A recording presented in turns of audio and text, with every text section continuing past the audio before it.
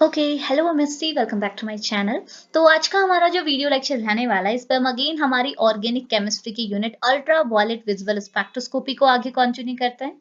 तो देखिए ultra violet visible spectroscopy के लिए मैं आपके साथ ऑलरेडी 4 लेक्चर शेयर कर चुकी हूँ। तो लास्ट के इन 4 लेक्चर्स का लिंक भी मैं आपको डिस्क्रिप्शन बॉक्स पे शेयर कर दूंगी। अगर आपको लेक्चर्स की नीड है तो आप देख सकते हैं। अदरवाइज अगर आपको नोट्स की भी जरूरत होगी तो आप वहां से जाके देखिएगा, आपको नोट्स भी मिल जाएंगे। ओके, तो देखिए अभी हम आगे कंटिन्यू करते हैं हमारे आज के 5th लेक्चर पे। और आज के इस 5th लेक्चर पे अगेन हमने एक नेक्स्ट टॉपिक डिस्कस करना है विच इज ऑक्सोक्रोम। ठीक है, तो देखो बहुत आसान सा टॉपिक है, इस पे भी डायरेक्टली आपसे शॉर्ट नोट पूछे जाते हैं, तो विद एग्जांपल मैं आपको सारी चीजें एक्सप्लेन करूंगी। बट इतनी चीज मैं आपको यहाँ पे बोल सकती हूँ कि ऑक्सोक्रोम से पहले आपको क्रोमोफोर की नॉलेज होना मस्ट है, क्योंकि देखो मैंने लास्ट लेक्चर यानी कि लेक्चर नंबर 4 पे आपको क्रोमोफोर के बारे में डिस्कस कराया था, सारी चीजें मैंने आपको डिस्कस कराई।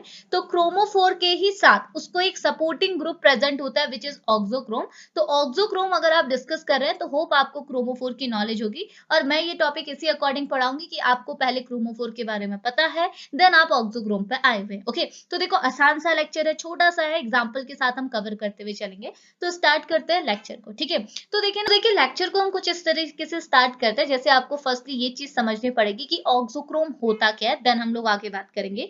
तो देखो फर्स्टली ऑक्सोक्रोम को हम कुछ इस तरीके से समझाते हैं, जैसे मैंने आपको अभी अभी बोला कि ऑक्सोक्रोम जो है वो किससे रिलेट करता है, क्रोमोफोर से रिलेट करता है। और कैसे करता है वो पहले मैं आपको समझाती हूँ। देखिए मैंने आपको लास्ट लेक्चर पे बताया था क्रोमोफोर्स क्या होता है। मैंने आपको बोला क्रोमोफोर आपके कोवलेंटली बॉन्डेड अनसैचुरेटेड सब्सटेंस होते हैं। मतलब अगर आपके पास कोई भी कोवलेंटली बॉन्डेड कंपाउंड है जिसमें आपको अनसैचुरेशन, जिसमें आपको कंजुगेशन, जिसमें आपको अनपेयर्ड इलेक्ट्रॉन देखने को मिल रहे हैं, ऐसे कंपाउंड को आप क्या बोलते हैं, क्रोमोफोर। और इन क्रोमोफोर के दो फंक्शंस होते हैं। पहला फंक्शन तो ये कि अगर किसी कंपाउंड में क्रोमोफोर ऐड है तो क्रोमोफोर की वजह से आपका कंपाउंड क्या होगा, विजिबल रीजन के अंदर ऑब्जॉर्ब होगा, यानी कि आप बोल सकते हो आपका कंपाउंड विजिबल रेंज की रेडिएशन को ऑब्जॉर्ब करेगा, जिसकी वजह से आपका कंपाउंड क्या, आपको कलर्ड अपीयर होगा। पहली चीज तो ये देखी थी। दूसरी चीज हमने ये देखी थी कि क्रोमोफोर की वजह से होता क्या है, क्रोमोफोर की वजह से कंजुगेशन बढ़ता है, और कंजुगेशन बढ़ने की वजह से आपका जो कंपाउंड है वो क्या, हायर वेवलेंथ की रेडिएशन को ऑब्जॉर्ब करता है। तो हम बोल सकते हैं कि क्रोमोफोर की वजह से जो लैम्डा है, जो वेवलेंथ है, इसकी वैल्यू भी इंक्रीज होती है। तो क्रोमोफोर की वजह से जनरली हमको ये दोनों चीजें देखने को मिलती हैं। ओके, अब क्रोमोफोर तो ठीक है, अब ये ऑक्सोक्रोम का काम क्या है। तो देखो ऑक्सोक्रोम जो है वो क्रोमोफोर के साथ रिलेट करता है। कैसे करता है, देखो क्रोमोफोर का अपना वर्क है, ये कलरफुल करता है कंपाउंड को, लैम्डा की वैल्यू को बढ़ाता है। तो ऑक्सोक्रोम का क्या करता है, ऑक्सोक्रोम क्या है, इसका एक एज अ सपोर्टर की तरह एक्ट करता है। मतलब अगर किसी कंपाउंड में क्रोमोफोर है तो ये सारे फंक्शंस आपको दिखेंगे, लेकिन अगर क्रोमोफोर के साथ ऑक्सोक्रोम है तो ऑक्सोक्रोम क्या है, as a enhancing group act करता है। मतलब क्रोमोफोर की ये जो प्रॉपर्टीज है, कलर, नेचर, लैम्डा की वैल्यू को बढ़ाना, इसको क्या है और ज्यादा बढ़ा देता है। समझ में आ रहा, इनहेंस, जैसे हम बोलते हैं कैटलिस्ट जो होता है ना, वो रिएक्शन की रेट को बढ़ा रहा है, बढ़ावा दे रहा है। ठीक है, कुछ नहीं कर रहा, जस्ट बढ़ावा दे रहा है, इनहेंस कर रहा है। सिमिलरली ऑक्सोक्रोम कुछ नहीं होता, ऑक्सोक्रोम आपके वो ग्रुप्स होते हैं जो क्रोमोफोर के वर्क को क्या कराते हैं, बढ़ाते हैं। अपना उनका कोई भी नेचर नहीं होता, ऑक्सोक्रोम का अपना काम नहीं होता कलर्ड अपीयरेंस देना या फिर लैम्डा की वैल्यू को बढ़ाना। ये अपने आप मतलब खुद से तो ये काम नहीं कर सकते। ये क्या करते हैं, खुद वर्क नहीं करते, ये क्या करते हैं, जो सपोर्ट करते हैं, बढ़ावा देता है, इनहेंस करते हैं, किसको, क्रोमोफोर को। तो क्रोमोफोर का नेचर होता है कलर्ड होना या फिर लैम्डा की वैल्यू को बढ़ाना, और इनकी इस वैल्यू को, इस कैरेक्टरिस्टिक को और इनहेंस करने का काम किसका होता है, ऑक्सोक्रोम। समझ में आ रहा, ऑक्सोक्रोम क्या है, एक बोल सकते हो एक टाइप का आपका मेंटोर है। जैसे स्टूडेंट होते हैं, एग्जाम सिर्फ स्टूडेंट दे सकते हैं, उनके जो मेंटोर है जो उनको पढ़ाते हैं वगैरह, वो क्या कर सकते हैं, जिस उनको सपोर्ट कर सकते हैं, उनको पढ़ा सकते हैं, मोटिवेट कर सकते हैं, एग्जाम तो लिख नहीं सकते। वही चीज है आपका क्रोमोफोर, वर्क तो क्रोमोफोर करता है, बट क्रोमोफोर को इनहेंस करने का, उनका बढ़ावा देने का काम किसका होता है, ऑक्सोक्रोम का। ऑक्सोक्रोम खुद नहीं काम करता, ये जस्ट इनहेंस करता है, बढ़ाता है। इतनी चीज समझ में आई, तो ये आपके क्या होता है, ऑक्सोक्रोम। तो ऑक्सोक्रोम जैसे आपकी, आप इतनी चीज माइंड पर रखो, ऑक्सोक्रोम आपके वो ग्रुप्स हैं जो क्या करते हैं, खुद से तो काम नहीं करते, खुद से तो वेवलेंथ वगैरह बढ़ाते नहीं है, लेकिन अगर ये किसी क्रोमोफोर के साथ प्रेजेंट है तो ये क्रोमोफोर की हेल्प करते हैं, उनको इनहेंस करते हैं कि तुम्हारी लैम्डा की वैल्यू बढ़ा देते हैं, और उनके कलर नेचर को क्या है फिर बढ़ा देते हैं, मतलब उनकी क्या हायर वेवलेंथ की और उनको शिफ्ट करते हैं। तो ये जो कंपाउंड होते हैं, ये जो ग्रुप्स होते हैं, इन्हीं को बोला जाता है ऑक्सोक्रोम। इतनी चीज क्लियर आई। अब देखो मैं आपको थ्योरी के साथ लेते हुए चलूँगी, अब आपको आसानी से समझ में आएगी। जस्ट हमने डेफिनिशन देखनी है, 2 टाइप से मैं आपको इसकी डेफिनिशन दिखाऊँगी, एग्ज़ाम्पल्स दिखाऊँगी, उसके बाद कुछ आपको वो एग्ज़ाम्पल दिखाऊँगी जहाँ आपको डिफरेंस देखने को मिलेगा कि अगर सिर्फ क्रोमोफोर प्रेज़ेंट है तो क्या आपकी लैम्ब्डा मैक्स की वैल्यू हो रही है, कैसा आपको वेवलेंथ वहाँ पे मिल रहा है, और अगर आपके क्रोमोफोर के साथ ऑक्सोक्रोम ऐड हो जा रहा है, तो वहाँ पे आपको क्या चेंज देखने को मिल रहा है। तो इसको मैं बाय एग्ज़ाम्पल देन आपको शो कराऊँगी, ठीक है? तो इतनी चीज हमने कवर करनी है, तो सुनिएगा मैं आपको थ्योरी के साथ लेते हुए चलती हूँ। तो फर्स्टली डेफिनेशन आप कैसे लिखेंगे ऑक्सोक्रोम की, तो यहाँ पे साफ साफ लिखा हुआ है, ये बोल रहा है the auxochrome can be defined है। तो ऑक्सोक्रोम को आप कैसे डिफाइन कर सकते हैं, any group which doesn't itself act as a chromophore. जो ग्रुप आप खुद से तो क्या है क्रोमोफोर की तरह एक्ट नहीं कर सकते, खुद से क्रोमोफोर की तरह एक्ट नहीं कर सकते, मतलब खुद से तो वो लैम्डा मैक्स की वैल्यू को बढ़ा नहीं सकते, इंटेंसिटी की वैल्यू को बढ़ा नहीं सकते, बट हुज प्रेजेंट, लेकिन जिसकी प्रेजेंस से क्या होगा, आपको शिफ्ट देखने को मिलेगा एब्जॉर्प्शन बैंड में towards the red end of spectrum. Red end of spectrum मतलब देखिए मैंने ये चीज आपको पहले भी बोली, मैं आपको 2 लेक्चर से बताती आ रही हूँ, रेड शिफ्ट क्या होती है, ब्लू शिफ्ट क्या होती है, और इसको मैं इसके नेक्स्ट लेक्चर्स में सेपरेटली भी बताने वाली हूँ। रेड शिफ्ट ब्लू शिफ्ट का कॉन्सेप्ट आपके सिलेबस में ऐसे ही दिया हुआ है। तो अभी जिसमें अगेन वापस से बोल रही हूँ, रेड शिफ्ट मतलब होता है लेमडा मैक्स की वैल्यू को बढ़ाना, यानी कि अगर आप लेमडा की वैल्यू वेवलेंथ को बढ़ा रहे हैं तो उसे बोलते हैं कि रेड शिफ्ट हो रहा है। अगर लैम्डा की वैल्यू को घटाते हैं तो आप बोलते हैं ब्लू शिफ्ट हो रहा है। ओके, तो मैं आपको नेक्स्ट लेक्चर पर रीजन भी बोलूंगी कि बढ़ाने को रेड ही क्यों बोला, ब्लू भी तो बोल सकते, ग्रीन भी तो बोल सकते थे, तो रेड क्यों बोला, ब्लू क्यों बोला, ये भी मैं आपको नेक्स्ट लेक्चर पे बताऊंगी। अभी जस्ट इतना समझो ये क्या बोल रहा है, ऑक्सोक्रोम क्या होता है। ऑक्सोक्रोम वो ग्रुप होते हैं जो कि खुद से तो क्रोमोफोर की तरह एक्ट नहीं कर सकते, खुद से तो वेवलेंथ की वैल्यू को घटा बढ़ा नहीं सकते, लेकिन उनकी प्रेजेंस में, अगर उनकी प्रेजेंस में आप कोई भी क्रोमोफोर ले रहे हैं तो वो क्रोमोफोर क्या करता है और ज्यादा क्या है, एब्जॉर्प्शन की वैल्यू को या फिर लैम्डा मैक्स की वैल्यू को, वेवलेंथ की वैल्यू को क्या है, कहाँ की ओर शिफ्ट कर देता है, रेड एंड ऑफ स्पेक्ट्रम की ओर शिफ्ट कर देता है। रेड एंड मतलब क्या होता है, राइट डायरेक्शन, राइट डायरेक्शन मतलब लैम्डा की वैल्यू को बढ़ाना। देखो मैं आपको वापस से बना के दिखा रही हूँ।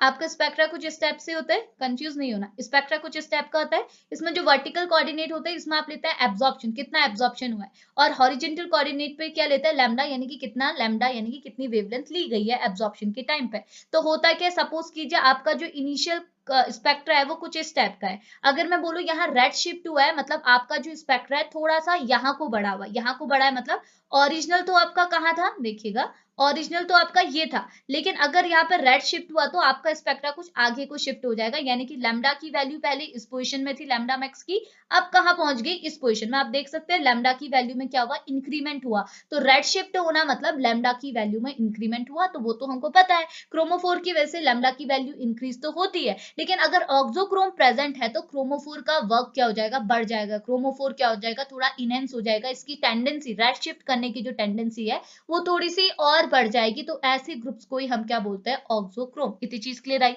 अब दूसरी डेफिनेशन क्या लिखी हुई है सुनेगा, ये बोल रहा है auxochrome refer as a group. Auxochrome को हम ऐसे ग्रुप के फॉर्म में रिफर करते हैं जिसमें क्या होता है, which is attach to a chromophore, जो कि किसके साथ अटैच होता है, किसी क्रोमोफोरिक ग्रुप के साथ अटैच होता है, और क्या करता है, and increase the ability of a chromophore to absorb light, और क्या करता है, क्रोमोफोर्स की ये एबिलिटी बढ़ाता है कि वो क्या करे, लाइट को ऑब्जॉर्ब करे। और जनरली ये क्या होता है, कोई फंक्शनल ग्रुप हो सकते हैं, मतलब आपको ऑक्सोक्रोम का नेचर बता रहा है कि ऑक्सोक्रोम क्या है, कोई फंक्शनल ग्रुप भी हो सकते हैं या फिर कोई ऐसे ग्रुप हो सकते हैं जिनके पास अनपेयर्ड इलेक्ट्रॉन प्रेजेंट है। तो आपको क्या है, ऑक्सोक्रोम का स्ट्रक्चर भी बता दिया, स्ट्रक्चरल फीचर भी बता दिए कि ऑक्सोक्रोम का स्ट्रक्चर कैसे होगा। तो ये बोल रहा है ऑक्सोक्रोम आपके ऐसे ग्रुप होंगे जो कि आइदर तो कोई फंक्शनल ग्रुप हो सकते हैं, या फिर अगर वो फंक्शनल ग्रुप नहीं है तो ऐसा अगर कोई ग्रुप है तो आप बोल सकते हैं उसमें क्या है, कोई अनपेयर्ड इलेक्ट्रॉन मस्ट प्रेजेंट होने चाहिए। तो अगर आपको कोई ऐसा स्ट्रक्चर मिल रहा है तो ऐसे स्ट्रक्चर्स को आप बोलते हैं ऑक्सोक्रोम, और इनका वर्क क्या होता है मैंने आपको बता दिया, ठीक है। अब आगे क्या बोल रहे हैं सुनेगा, ये बोल रहा है the absorption of at a longer wavelength is due to a combination of a chromophore and the auxochrome give rise another chromophore. तो ये बोल रहा है यहाँ पे आपको क्या है, रेड शिफ्ट देखने को मिल रहा है। रेड शिफ्ट मतलब मैंने क्या बोला, लैम्डा मैक्स की वैल्यू यानी कि एब्जॉर्प्शन की वैल्यू में इंक्रीमेंट आपको देखने को मिल रहा है। तो ये बोल रहा है यहाँ पे जो आपका एब्जॉर्प्शन हो रहा है वो लॉन्गर वेवलेंथ पे हो रहा है, समझ में आ रहा है ना। हमने यहाँ पे आपको दिखा है पहले आपका जो एब्जॉर्प्शन था वो इस वैल्यू पे हो रहा था, लेकिन जैसे आपने ऑक्सोक्रोम को ऐड किया तो आपका एब्जॉर्प्शन एब्जॉर्प्शन क्या है, इस वैल्यू पे हो रहा है। तो आप देख सकते हैं यहां से इस पॉइंट को आप सपोज ए बोला, इस पॉइंट को बी बोले, तो आपको पता है बी पॉइंट में लैम्डा की वैल्यू ज्यादा है कंपेयर टू ए, यानी कि ऑक्सोक्रोम को ऐड करने के टाइम पे क्या है, आपका लैम्डा की वैल्यू यानी कि वेवलेंथ की वैल्यू बढ़ गई। तो ये बोल रहा है the absorption eight a longer wavelength, आपका जो एब्जॉर्प्शन हो रहा है वो लॉन्गर वेवलेंथ पे इस वजह से हो रहा है। इसका रीजन बता रहा है क्योंकि जब आप एब्जॉर्प्शन करा रहे हैं उस टाइम पे आपके पास क्रोमोफोर तो है, बट क्रोमोफोर के साथ साथ आपके पास एक एडिशनल ग्रुप है विच इज ऑक्सोक्रोम। और आपको मैंने बता दिया ऑक्सोक्रोम का नेचर क्या होता है, ये एक एनहांसिंग ग्रुप की तरह एक्ट करता है, यानी कि क्रोमोफोर के वर्क को, इसके वर्क को क्या करता है, बढ़ावा देता है, बढ़ाता है। तो इस वजह से क्या है, हमको लैम्डा मैक्स की वैल्यू में इंक्रीमेंट देखने को मिल रहा है। समझ में आया? तो बहुत बेसिक सा कॉन्सेप्ट है, ठीक है। तो अभी तो थ्योरी बताइए, आगे एग्जांपल से बताऊंगी तो देखिएगा कितनी आसानी से क्लियर आएगा। तो एग्जांपल पहले देख लीजिए, ऑक्सोक्रोम की तरह कौन एक्ट कर सकता है, OH ग्रुप कर सकता है, OR group, NH2 group, NHR group, NR2 group, SH group, ये ETC, यहाँ पे जो भी ग्रुप है मैंने आपको बता दी, ये एग्जांपल आप याद कर लीजिएगा। इनके अलावा कोई भी फंक्शनल ग्रुप आपका क्या है, ऑक्सोक्रोम की तरह एक्ट कर सकता है, या फिर ऐसे ग्रुप जिनके पास अनपेयर्ड इलेक्ट्रॉन हो, एक से या फिर एक से ज्यादा अनपेयर्ड इलेक्ट्रॉन हो, वो भी एज अ ऑक्सोक्रोम ग्रुप की तरह एक्ट कर सकते हैं। इतनी चीज क्लियर आई। नाउ अब आगे देखो, अब एग्जांपल देखो। तो ये एग्जांपल तो जस्ट शो करने के लिए, देखो ये क्या है, ये आपका एक पूरा कॉम्प्लेक्स है। इसमें ये बोल रहा है ये वाला जो पोर्शन है, ये वाला यहाँ से लेकर ये वाला जो पूरा पोर्शन है, ये क्रोमोफोर है, ठीक है। अब इस क्रोमोफोर में आप देख सकते हैं पूरा कंजुगेशन है, साफ साफ दिख रहा है। यहाँ कंजुगेटेड रिंग है, यहाँ पे कंजुगेशन है, सिंगल डबल बॉन्ड सिंगल, यहाँ कंजुगेशन है, यहाँ कंजुगेशन, और पूरी रिंग आपकी अनसैचुरेटेड है। तो ये क्या है, पूरे ग्रुप आपका क्रोमोफोर है, ठीक है।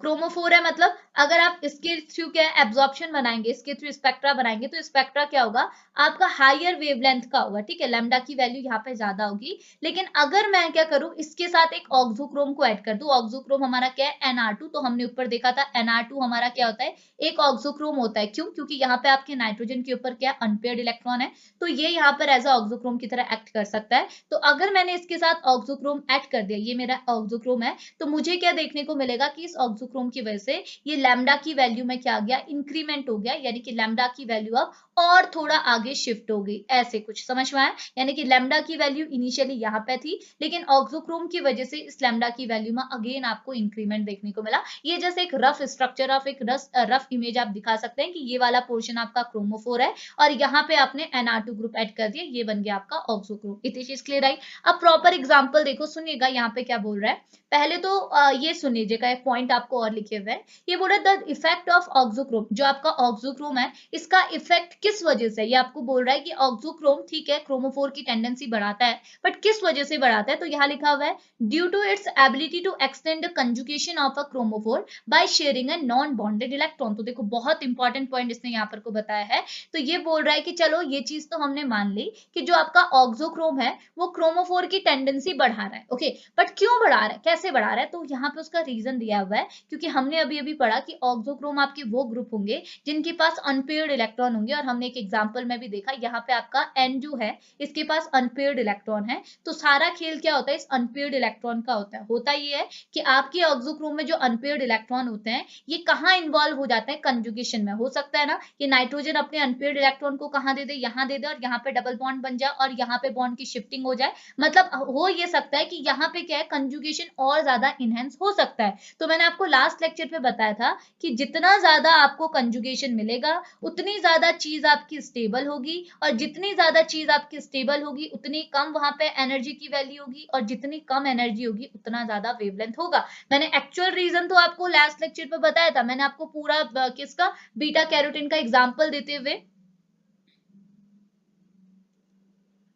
तो देखो मैंने आपको लास्ट लेक्चर पे बीटा कैरोटीन का एग्जांपल देते हुए सारा कॉन्सेप्ट एक्सप्लेन किया था, उसे मैं वापस से यहाँ रिपीट नहीं कर सकती हूँ। बस एक जो मैंने आपको एक फॉर्मेट दिखाया था कि किसको आपने याद करना है, तो मैंने आपको क्या बोला था, ये फॉर्मेट जैसा आप याद कर लीजिएगा, आप सारी चीजें समझ जाएंगे यूवी स्पेक्ट्रोस्कोपी पे। मैंने आपको बोला था कि अगर किसी भी स्पीसीज में जितना ज्यादा कंजुगेशन होगा, तो आपको पता है कंजुगेटेड स्पीसीज क्या होती है, स्टेबल होती है। तो जितना ज्यादा कंजुगेशन उतनी ज्यादा स्टेबिलिटी, और आपको पता है जितनी ज्यादा स्टेबिलिटी, अगर कोई भी चीज स्टेबल स्टेबल है, तो स्टेबल है मतलब क्या हुआ, उसके लिए एनर्जी की वैल्यू कम होगी, बिकॉज स्टेबल चीजों पे एनर्जी कम होती है। तो अगर स्पीसीज आपकी स्टेबल है तो वहां पे एनर्जी की वैल्यू क्या होगी, कम होगी। और अगर एनर्जी की वैल्यू कम होगी तो आपको पता है एनर्जी और लैम्डा के बीच में रिलेशन क्या होता है, इनवर्सली प्रोपोर्शनल का, यानी कि एनर्जी अगर कम है तो लैम्डा की वैल्यू ज्यादा होगी। तो वही चीज आपको देखनी है। देखो अगर मैं यहाँ से इस ऑक्सोक्रोम को हटा दूं तो यहाँ पे इतना कंजुगेशन था, आप देख सकते हैं, लेकिन अगर मैंने ऑक्सोक्रोम को हटा दिया तो ऑक्सोक्रोम के पास क्या, अनपेयर्ड इलेक्ट्रॉन। ये अनपेयर्ड इलेक्ट्रॉन कहाँ इन्वॉल्व हुई, कंजुगेशन में। ये क्या है, एक अनपेयर्ड इलेक्ट्रॉन में दो इलेक्ट्रॉन होते हैं, एक बॉन्ड में दो इलेक्ट्रॉन होते हैं, एक नेगेटिव चार्ज में दो इलेक्ट्रॉन होते हैं, तो ये आपस में इंटर कन्वर्ट होते हैं। मैं आपको बताती हूँ। तो हो क्या सकता है कि अनपेयर्ड इलेक्ट्रॉन बॉन्ड में शिफ्ट हो सकते हैं। अगर यहाँ पे बॉन्ड होगा तो अंदर जो बॉन्ड बना है, सपोज ये यहाँ की ओर शिफ्ट होगा, ये यहाँ की ओर शिफ्ट होगा, ये बॉन्ड यहाँ चला जाएगा, तो ये क्या होगा, पूरी शिफ्टिंग होती रहेगी और आप बोल सकते हैं कंजुगेशन क्या हो जाएगा, इनहेंस हो जाएगा, बढ़ जाएगा।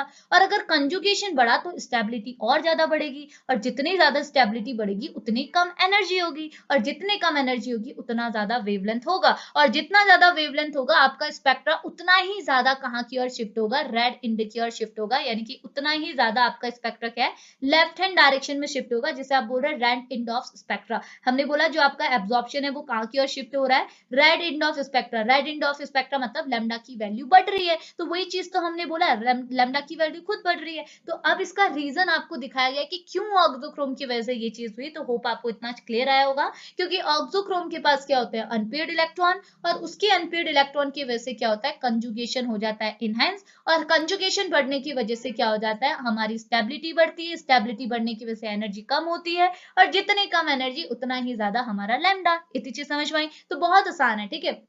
अब नेक्स्ट पॉइंट यहाँ पे क्या लिखा हुआ है, ये बोल रहे हैं thus a new chromophore form which have a different value of absorption maxima as well as extinction coefficient. तो ये क्या बोल रहा है, उसकी वजह से हम ऐसा बोल सकते हैं कि ये आपका क्रोमोफोर है, ये आपका ऑक्सोक्रोम है। अब अगर ये दोनों कंबाइंड हुए तो इनको हम एक कंबाइंड ग्रुप बोल सकते हैं। हम बोलते हैं ये पूरा क्या पूरा एक नया क्रोमोफोर हमको मिल गया, और इस नए क्रोमोफोर की जो टेंडेंसी होगी, इस नए क्रोमोफोर के लिए जो लैम्डा की वैल्यू होगी वो क्या होगी, जो पहला वाला क्रोमोफोर है उससे ज्यादा होगी, बिकॉज जो नया वाला क्रोमोफोर बना है उसमें ऑक्सोक्रोम भी ऐड हो गया। इतनी चीज क्लियर आई। अब देखो इसको मैं आपको एग्जांपल के थ्रू समझाती हूँ, बहुत आसानी से आप समझेंगे। तो ये क्या बोल रहा है, सुनेगा। ये बोल रहा है जो आपका बेंजीन है, देखो बेंजीन एक क्रोमोफोर की तरह एक्ट करता है, ठीक है, ये आपका कायरल ऑप्टिकल एक्टिव क्रोमोफोर की तरह एक्ट करता है। तो बेंजीन आपका एक क्रोमोफोर है। अगर आप इस बेंजीन जो कि क्रोमोफोर है इसके लिए एब्जॉर्प्शन मैक्सिमा यानी कि लैम्डा मैक्स की वैल्यू देखेंगे, अपने किसकी, लैम्डा यानी कि वेवलेंथ की वैल्यू देखेंगे, तो आपको कितनी मिलेगी, ये जो वेवलेंथ ऑब्जॉर्व करता है ये कितनी रेंज की वेवलेंथ ऑब्जॉर्व करता है, सॉरी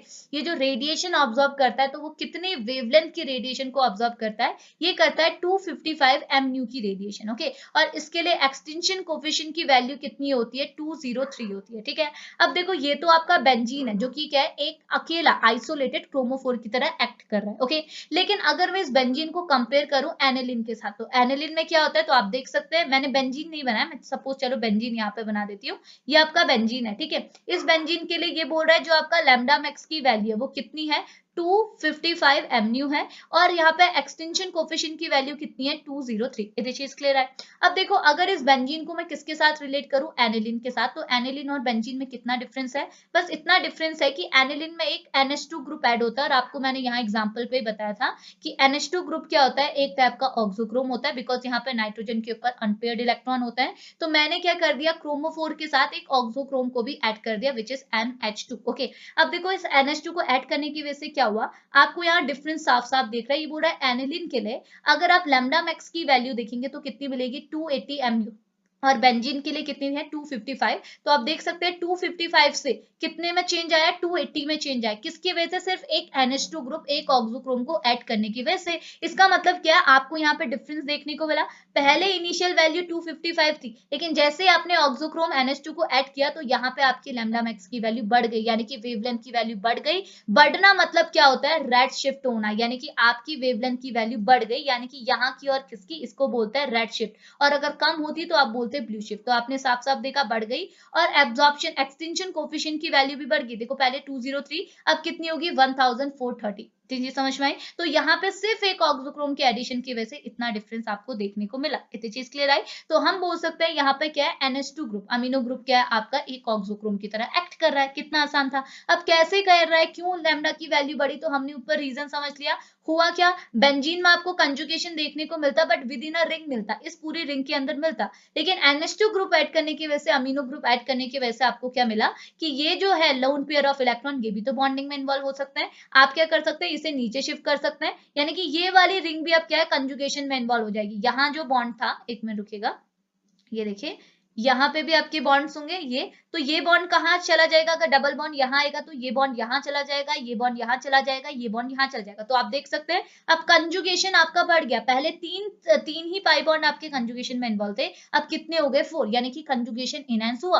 और कंजुगेशन इनहेंस हुआ तो स्टेबल बना, यानी कि अगर आप बेंजीन और अमीन में से आप एनिलीन में अगर आप कंपेयर करेंगे तो एनिलीन आपका ज्यादा स्टेबल होगा, और एनिलीन के लिए एनर्जी कम होगी और लैम्डा की वैल्यू ज्यादा होगी। बस इतना सा ही तो रीजन है, समझ में आया, होप क्लियर हुआ होगा। ठीक है, अब आगे देखो, अब एक और चीज आपको यहाँ पे दिखाई गई है। अब ये क्या बोल रहा है कि यहाँ पे अगर हम लोग क्या है एनिलीनियम आयन की बात करें, ठीक है, एनिलीनियम आयन में क्या होगा, यहाँ पे आप क्या है NH2 के बदले क्या रख देंगे, NH4 3 पॉजिटिव आयन, यानी कि अब आप आयन की बात कर रहे हैं तो यहाँ पे देखो कोई भी अनपेयर्ड इलेक्ट्रॉन नहीं है। समझ में आ रहा, हमने बेंजीन के ऊपर अब NH2 के बदले क्या कर दिया, NH3 पॉजिटिव आयन, जिसे हमने एनिलीनियम आयन बोला। तो अब देखो इसके पास कोई भी अनपेयर्ड इलेक्ट्रॉन नहीं है, तो बताइए क्या यहाँ पर को अब लैम्डा मैक्स की वैल्यू में चेंज आएगा, नहीं आएगा, क्योंकि देखो यहाँ पे आपका अनपेयर्ड इलेक्ट्रॉन नहीं है, कोई भी लोन पेयर नहीं है, तो लोन पेयर नहीं है तो ये कंजुगेशन में इन्वॉल्व नहीं होगी, यानी कि वो सारी चीजें नहीं होंगी जो अभी तक हम पढ़ रहे थे। जिस वजह से क्या है, इस एनिलिन के लिए जो आप बोल सकते हो लैम्डा मैक्स की वैल्यू, वो थोड़ी सी रिड्यूस हो जाएगी, ओरिजिनल वैल्यू से रिड्यूस हो जाएगी। तो ओरिजिनल बेंजीन की थी 255, तो इसकी थोड़ी सी रिड्यूस होगी, बन गई 254। इतनी चीज क्लियर आई। और ई मैक्स की वैल्यू इसकी 203 थी, तो इसकी बन गई 1600। तो हमने क्या किया, यहाँ पे एनिलिन में देखा कि कोई भी इंक्रीमेंट नहीं हुआ, बिकॉज यहाँ पे आपने जो ग्रुप लगा है इसके पास कोई भी अनपेयर्ड इलेक्ट्रॉन नहीं है, और तो ये आपका ऑक्सोक्रोम की तरह एक्ट नहीं कर सकता, बिकॉज ऑक्सोक्रोम ही है जो इनहेंसिंग ग्रुप की तरह एक्ट करता है, चीजों को इनहेंस करता है। समझ में आया। तो ये एक एग्जाम्पल मैंने आपको डिस्कस कराया। अब नेक्स्ट एक और एग्जाम्पल आपको दिया हुआ है, ये बोल रहा है ट्रांस एजोबेंजीन और ट्रांस पी एपॉक्सी एजोबेंजीन। ठीक है, तो ये आपको दो एग्जांपल दिए, अगेन देखो ये तो आप समझ जाएंगे। तो ये बोल रहा है एक आपके पास है ट्रांस एजोबेंजीन, यानी कि आपने क्या है ट्रांस पोजीशन में एजो ग्रुप के साथ दो बेंजीन लगाई हुई है, आप देख सकते हैं पहला स्ट्रक्चर। लेकिन दूसरे स्ट्रक्चर में भी आपका सेम है, बट आपने इसमें यहाँ पर पैरा पोजीशन में क्या है इथॉक्सी ग्रुप लगाया हुआ है, यानी कि C2H5O ग्रुप आपने लगाया हुआ है, बाकी चीजें आपकी एज इट इज है। तो देखो आपको यहाँ पे डिफरेंस क्या देखने को मिलेगा, डिफरेंस ये मिलेगा कि यहाँ पे ये जो कंपाउंड है आपका, इसके लिए लैम्डा मैक्स की वैल्यू आपकी क्या होगी, लेसर होगी, और इसके लिए लैम्डा की वैल्यू ज्यादा होगी। क्यों होगी, क्योंकि देखो आपने यहाँ पर को क्या ग्रुप लगाया हुआ है, इथॉक्सी ग्रुप लगाया। इथॉक्सी ग्रुप में क्या होता है, अनपेयर्ड इलेक्ट्रॉन होंगे यहाँ पे, तो अनपेयर्ड इलेक्ट्रॉन इन्वॉल्व होंगे बॉन्डिंग में। तो आप देख सकते हैं ना पूरी रिंग के अंदर आपका कंजुगेशन तो चल ही रहा है, आप देख लीजिए, तभी तो ये क्रोमोफोरिक ग्रुप हुआ। देखो ये क्रोमोफोरिक ग्रुप हुआ, बिकॉज यहाँ पर मैंने लास्ट लेक्चर में बताया था एजो ग्रुप आपका बेंजीन ग्रुप, ये क्या आपके क्रोमोफोर है। आप देख सकते हैं इस पूरी रिंग में कंजुगेशन है। अगर मैं रिंग ऐसी बनाऊं तो देखो यहाँ कंजुगेशन है, देन देखो double bond single bond double bond single bond, then double bond single bond, यहाँ आपका double bond single bond double bond. तो देखो ये पूरी रिंग में आपका कंजुगेशन है। लेकिन अगर मैं बाहर से इथॉक्सी ग्रुप लगा रही हूँ तो इसके पास अनपेयर्ड इलेक्ट्रॉन है, तो ये भी यहाँ पे कंजुगेशन में इन्वॉल्व हो सकता है, यानी कि यहाँ पे भी double bond single bond arise हो सकता है, कंजुगेशन आपका इनहेंस हो जाता है। किसकी वजह से, सिर्फ इस एपॉक्सी ग्रुप की वजह से, जिसकी वजह से क्या होगा, इस केस में क्या होगा, लैम्डा मैक्स की वैल्यू खुद ब खुद बढ़ जाएगी। तो यहाँ पे साफ साफ लिखा है कि ये जो आपका एपॉक्सी ग्रुप है OC2H5 ग्रुप है, ये यहाँ पर एज अ ऑक्सोक्रोम की तरह एक्ट कर रहा है, जिसकी वजह से यहाँ पे लैम्डा मैक्स, ये लैम्डा है, ठीक है, ये आपके लैम्डा मैक्स की वैल्यू क्या है, आपकी इनहेंस हो जाएगी, और ई मैक्स की यानी कि एब्जॉर्प्शन कोफिशिएंट की वैल्यू, आपका मोलर एक्सटेंशन कोफिशिएंट की वैल्यू भी क्या आपकी बढ़ जाएगी। तो देखिए समझ में आई। तो यही चीज आपने एग्जाम में लिखना है, तो ज्यादा कुछ नहीं है, आपने जस्ट दो एग्जाम्पल यहाँ पे पुट करना है। एक एग्जाम्पल आप इसका कर लीजिएगा,